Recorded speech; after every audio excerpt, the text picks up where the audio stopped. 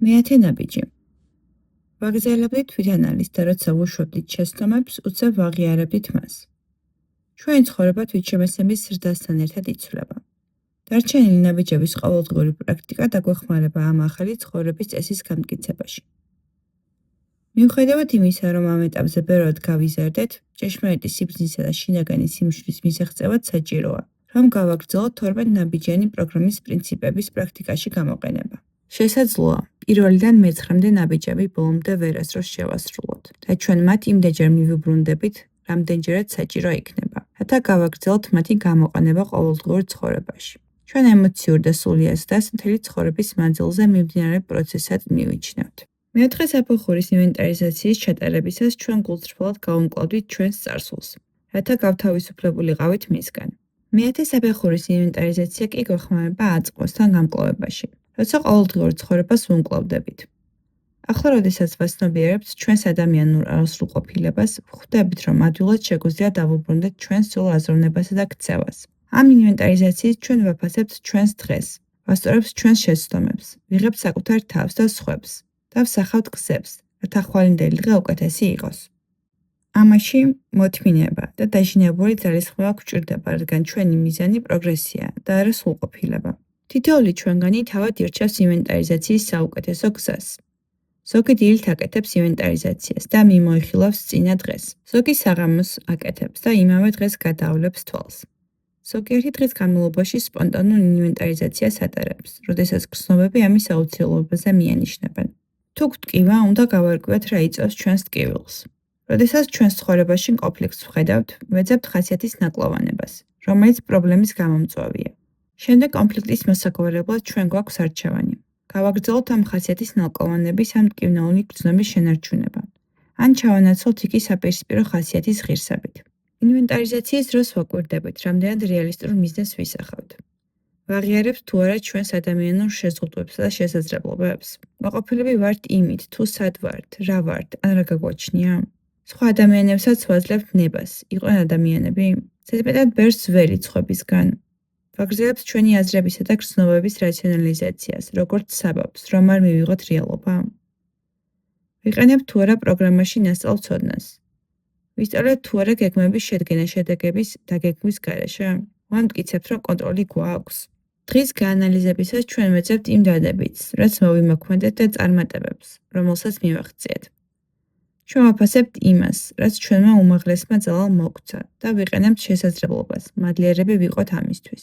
ჩვენ ყოველდღურად ვიღებთ საკუთარ თავს, მიუხედავად იმისა, სწორად ვიმოქმედეთ თუ ძველ ჩვევებს დავუბრუნდით. ჩვენ ვცდილობთ არ გავუბრაზეთ თუ ჩვენს იდეალებს ვერ მივაღწევთ. ეს დისციპლინები ჩვენი ახალი ცხოვრების წესის ნაწილია და არ შეგვიძლია ველოდოთ, რომ მათ ყოველთვის იდეალურად შევასრულებთ. ჩვენი ახალი ცხოვრების წესისადმი თავდაჯერებულობას უწყვეტი პრაქტიკით ვიძენთ. ვაგრძელებთ საკუთარი თავის დაკვირვებას ეგოიზმსა და თვითკონცენტრაციაზე, რაც იწვევს ჩვენს ხასიათის დეფექტებს. როდესაც ეს აღკარა ხდება, ვთხოვთ ჩვენს უმაღლეს ძალას, შეგვმატოს მზაობა, რომ ეს ნაკლოვანებები გაგვექროს. ვეცდებით არ ჩავეჭიროთ ნეგატიურ გრძნობებს. ჩვენ აღარ შეგვიძლია თავისუფლება მივცეთ, რომ შევინარჩუნოთ ბრაზი, წყენა ან საკუთარი თავის შეცოდება. ჩვენ ვერიდებით უკმაყოფილებას ან ხანგრძლივ დუმილს, რაც შეიძლება სიამაყის ან შურისძიების შედეგი იყოს. მსგავსი ქცევები იწვევენ შინაგან დისბალანსს და გვიბიძგებენ ემოციური გადაჭარბებისკენ. ხვდებით, რომ უაზრობაა ვიყოთ გაბრაზებულები ან ნაწყენები ადამიანებზე, რომლებიც თვითონაც იტანჯებიან იმავე ადამიანური ტკივილებით. გაცილებით მენერები ვართ მაშინ, როცა ყოველდღურად ვიღებთ პასუხისმგებლობას ჩვენს ქმედებებზე და აღარ ვუბრუნდებით სხვების დედანაშაულების ძველ ჩვევებს. როდესაც გრძნობთ, რომ წარუმატებლობას განვიცით, ამას მაშინვე ვაღიარებთ საკუთარი თავის წინაშე და საჭიროების შემთხვევაში სხვების წინაშეც. ჩვენ პატიობთ საკუთარ თავს და სხვებს. თუ ვცადეთ და არ გამოგვივიდა, ვიცით, რომ ვცადეთ მაინც. ხშირად ჩვენი წარუმატებლობის წყალობით უფრო მეც ვსწავლობთ საკუთარ თავზე.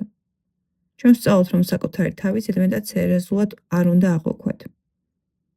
ჩვენთვის სასარგებლოა იუმორის გზნობის განვითარება. ჩვენ აღმოვაჩენთ, რომ შეგვიძლია საკუთარ თავზე სიცილი.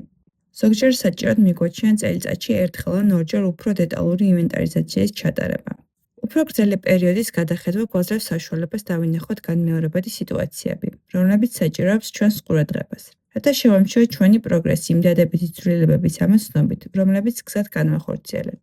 ასევე შეგვიძლია გავაკეთოთ ინვენტარიზაცია ჩვენი ცხოვრების კონკრეტული ადამიანის ან სფეროს შესახებ, რომელიც სირთულეს გვიქმნის. ეს შეიძლება იყოს ოჯახის წევრი, ჩვენი სამსახური ან ფინანსური მდგომარეობა. მხოლოდ ამ ერთ სფეროზე ფოკუსირებით, ხშირად შეგვიძლია დავინახოთ ის ცვლილებები, რომლებიც შეტანაცაა საჭირო. რა არის გამოსასწორებელი და მოქმედების რა ახალი კურსია საჭირო, რომელიც უკეთეს შედეგებს მოიტანს ყველასთვის. ინვენტარიზაციის ჩატარებისას შეიძლება დაგჭირდეს საკითხების განხილვა სხვა ადამიანთან, რათა უფრო უკეთ აღვიქვოთ სიტუაცია. თუ საჭიროებას ვგრძნობთ, ამას რაც შეიძლება მალე ვაკეთებთ. როდესაც ძველ ქცევებსა და აზროვნებას ამოვიცნობთ ჩვენში, ვცდილობთ შევჩერდეთ და უმაღლეს წელს ვთხოვოთ დახმარება მათ მოშორებაში. თუ ვიგრძნობთ, რომ ვინმე ზიანი მივაყენეთ, სწრაფად და გულწრფელად გამოვასწორებთ ზიანს. ემოციური ჩავარდნა შეიძლება გამოიწვიოს ჩვენი ინვენტარის რომელიმე ასპექტის გადადებამ. ამ უწყვეტი თვითშეფასების პროცესის მეშვეობით ჩვენ ვინარჩუნებთ ჩვენს პატიოსნებას და თანმდაბლობას. ვამახვილებთ ყურადღებას დღევანდელი დღის ცხოვრებაზე და ვაგრძელებთ პროგრესს გამოჯანმრთელების გზაზე. ვაცნობიერებთ, რომ ნებისმიერი ხარისხის შინაგანი სიმშვიდე ჩვენამდე ღმერთის მადლით მოდის.